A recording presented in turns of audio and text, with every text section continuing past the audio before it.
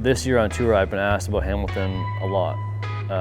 Playing partners out there have asked me about it a lot. And being that I grew up 10 minutes on the course, I feel like I'm fairly knowledgeable on talking about the course. And I think that there's a lot of excitement about something different. Hamilton back in 2012 and 2006, like there's very good recollections from players being, oh, I remember I loved that place, or yeah, it was a very cool old school layout. So I think going back this year, lots of guys have been kind of asking about it, curious about it. So after this week, we'll get a good feel for what they think, but I think guys are going to love it. Being at my mom's house this week is very comfortable and seeing lots of family. So I definitely have that sense when I get out of bed in the morning that like, oh, I'm just strolling over to Hamilton, which I've done numerous times.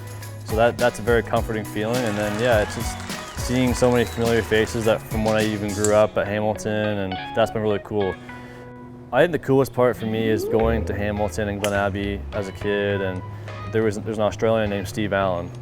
I was a standard bearer in his group in '03. Fast forward 13 years, and we played together in the final group at the Web.com event in Missouri that I won.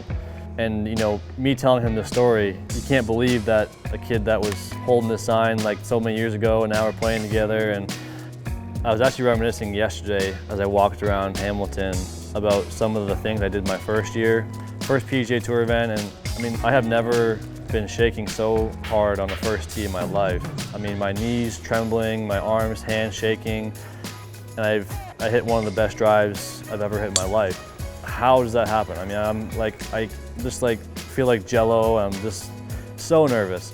But you have to have those experiences in order to kind of get to where we're at now. And but I look back on those memories really fondly, and they're all just part of the journey. Like that first PGA Tour event, just kind of like, okay, we've done it. Now let's try and build on that. And yeah, that was a pretty fun week.